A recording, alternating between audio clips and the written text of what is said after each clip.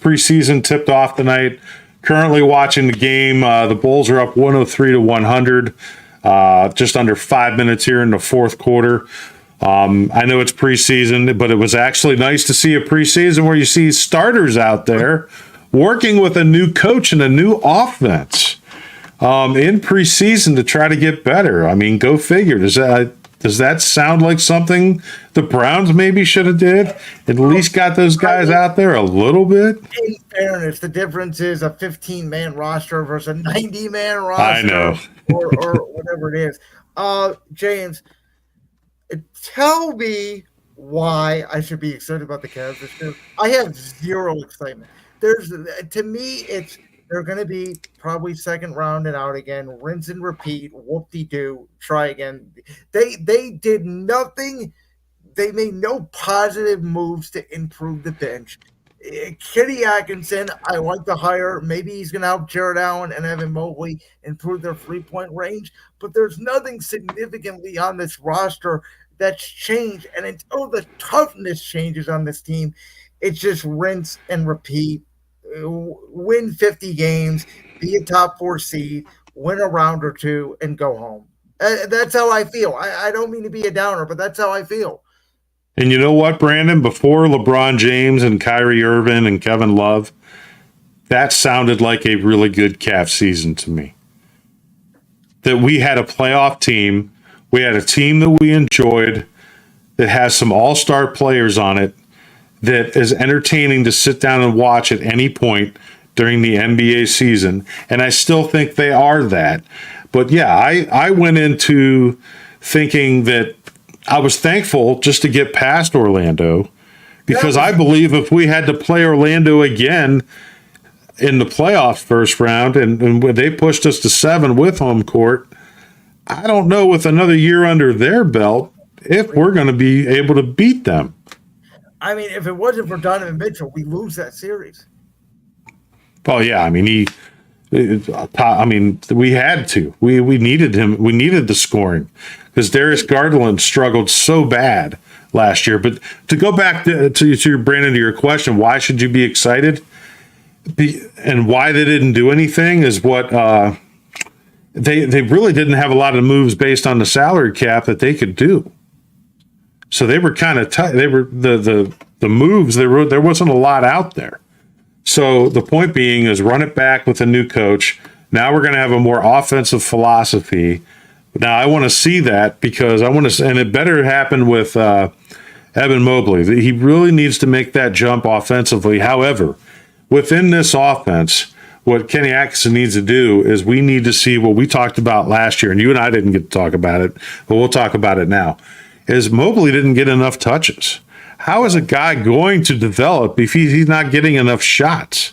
We saw him starting to get more shots in the playoffs in that Boston series, and I think it really helped his confidence. And I said this, a lot of people have said they think that he's a 5, and a lot of people wanted to move on from Jared Allen. I disagreed with that from the start. I think Evan Mobley has a 4, a power forward, Tim Duncan, Kevin Garnett-esque body. I think he needs to turn into what Anthony Davis is, which is pretty much a stretch 4, and be able to shoot the 3 and not clog up Jared Allen that much in the lane, because that will open up the offense. With Garland and Mitchell penetrating, if Mobley and Allen are both there in each other's way, you can confine the space. You can leave a Okoro open, even if Okoro's a decent 3-point shooter or a whoever they had out there at the 3. You take your chances with them because there's no threat of another guy on the floor that can create their own shot. So I agree with you about Mobley, and I think, again, what will help with that is he's got to develop somewhat of an outside jumper. I'm not saying consistently you got to make threes. Can you make one from 15 feet?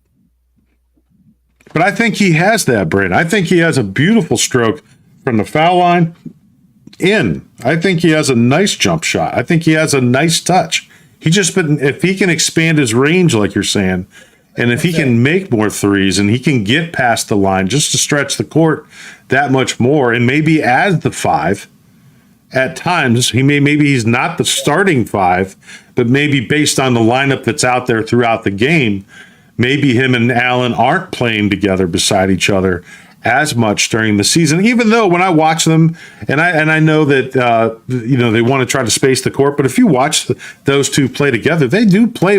They pass the ball pretty well to each other. Well, and defensively they're great. And even when we had Markkanen a couple years ago, prior to Mitchell, Markkanen was great. That lineup, people did not know how to defend it, and that's because Markkanen could space the floor.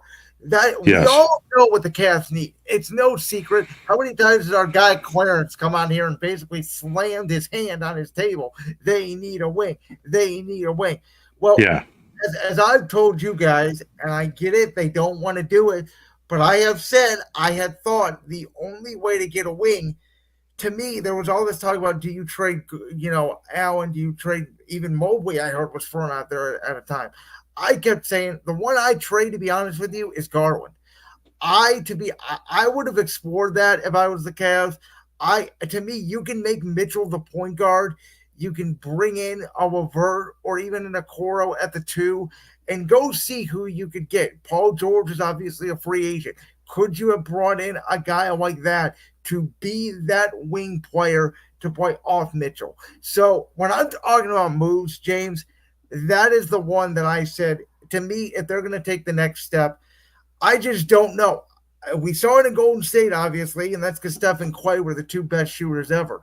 But this Cavs team reminds me of one of the Portland team with Damian Lillard and C.J. McCollum. That did not work. I'm with you. I don't think Garland. I think Garland and Mitchell are great players. I don't think they fit together on a championship team where that is your two primary scoring options. To your point, the only way it could work is if Mobley turns into a freaking monster. Will that happen? I don't know.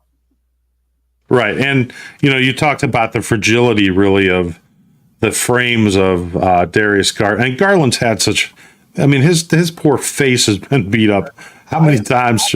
I just flopping from somebody. I don't know. They do fall to the ground every time he drives. But I think I guess Mobley looks a little bit bigger. I don't know how much weight he's put on or how much muscle he's put on, but I think that's the key, is just his body developing out. I don't know how much bigger Darius Garland's going to be. I think of the small backcourts, like you said, about with Curry and Klay Thompson, they could get away with it because they were such great shooters. I mean, like you said, best shooters of all time. By the way, he wasn't small either, and he was a great defender. Right. And I'll just be curious that if Kenny Atkinson can make this work with that backcourt based on what he worked with Klay and Steph. Now, the reason why I was against it last year is because we already had that Golden State mentality with having Luke Walton on our coaching staff. So you had a guy right there on the bench that had coached both those guys that should have been able to help bring that out even as an assistant coach, and it just wasn't there. And Darius I think he had lost a family member last year. He just had injuries. He had a rough year. So I'm hoping he can bounce back this year. It was so strange to me, and I know you guys talked about it. I think I was in on some of the conversation. They looked better when Garland and Mobley, were not on the court. That was when they had their best run. Now, as I pointed out, a lot of that had to do with, at the time, they were playing, the Wizards and the Spurs and the Pistons. That was their soft part of the schedule. But for whatever reason, JB drove me nuts. But he had the ability to – it was like when there was pressure on, they didn't play well. When there was no pressure, they played free. They did whatever they wanted to. I want to see Kenny Atkinson bring toughness. That's my biggest thing. Get these guys tough. We cannot get out physical again by freaking Orlando. I know we won the series, but they out physical us in that series. And to your point, they were babies. Boston just had too many guys. I mean, Tatum and Brown didn't even have to have a good game, and they could beat you by 20. That's where we're at. Can the Cavs be a top 3 seed? Can they get to an Eastern Conference Finals? Yes. But will they? I have my doubts. Yeah, and you should. And you said you wanted Kenny Atkinson to bring toughness. I want Kenny Atkinson in about however many years, when Victor Wembanyama becomes a free agent, to talk to his good old buddy on the French team, Victor, about how great it would be playing in Cleveland. So yeah, let's note this. Make sure we pin that I brought up that Wembanyama will sign with the Cavs and his French coach Kenny Atkinson many years down the road on the Land Sports Show. So yeah, mark your calendars for about 7 years from now. You can pin this. I think by playoff time next year, Victor Wembanyama will be a top 10 player in the NBA. There, I said it. Oh, he's special. He is special. He's fun to watch. Good kid. And yeah, I'm excited for the NBA season. But I'm with you. If you want to, let's do it. Let's try this, Brandon. Let's just try to enjoy the regular season for what it's worth. Even though that we believe that there's going to be potential roadblocks. Big Cat going to the Knicks doesn't help. Yeah, I mean, I try to enjoy it, but James, the NBA, it's like baseball. The NBA is way too long, and half these stars don't play in the regular season. When you watch a regular season basketball game and then you watch the first dribble of a playoff game, it's a different sport. Oh, yeah. 100%. Wait, you're not excited for the Cup? The NBA Cup? Oh, God, no. I don't even know what the hell that is. I know what it is. It's some soccer nonsense is what it is. Way of saying the NFL is kicking our ass in ratings. Here's our attempt to get some people back.